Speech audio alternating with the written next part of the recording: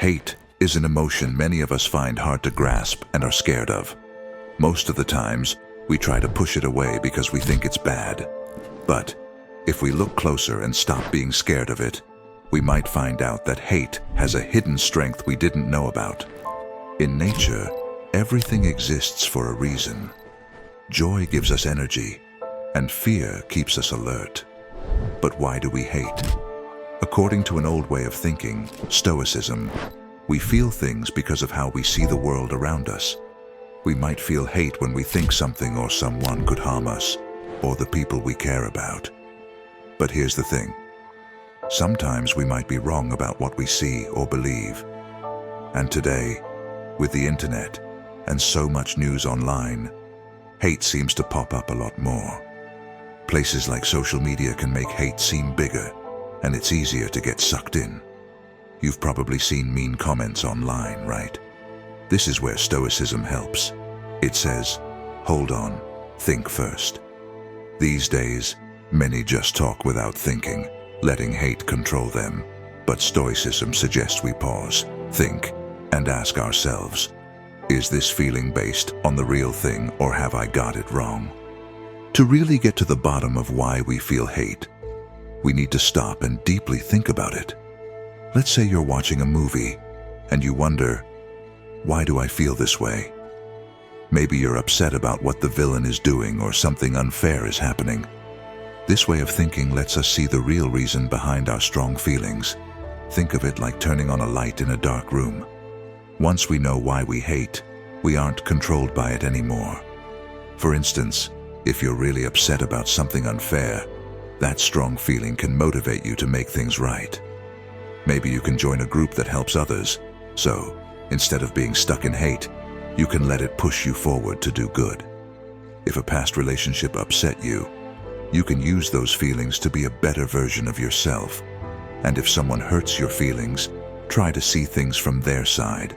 Stoics believed that people sometimes mess up because they're lost or don't know better, not because they're bad. So instead of hating, try to get where they're coming from. It might turn hate into understanding. Hate is similar to a tool we have in our emotional toolbox.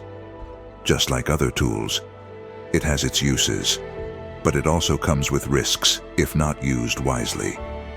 If we think of it as a super strong battery, when used right, it can light up a room if we put it in a lamp.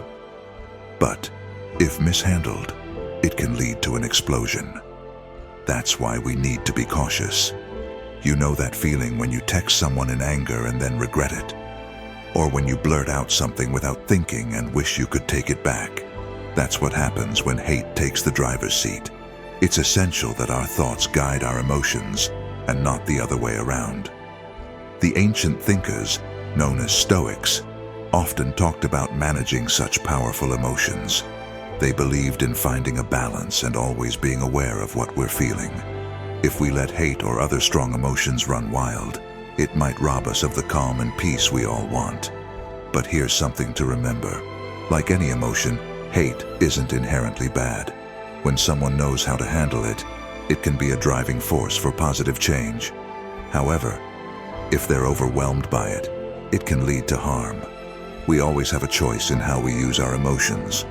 It's up to us to decide whether we let it harm us and others, or use it to bring about positive changes.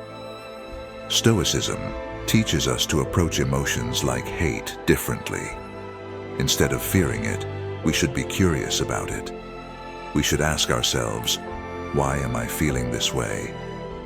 By doing this, we can unlock its potential and use it for a greater good.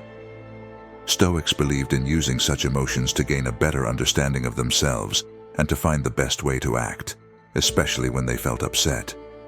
Their teachings emphasize self-reflection, understanding the world around us, and seeking peace in our reactions. Now, in today's world, where people sometimes struggle to truly understand each other and even themselves, these Stoic teachings can be very helpful. So, if you're interested in diving deeper into how Stoicism can help you understand yourself better, don't forget to subscribe.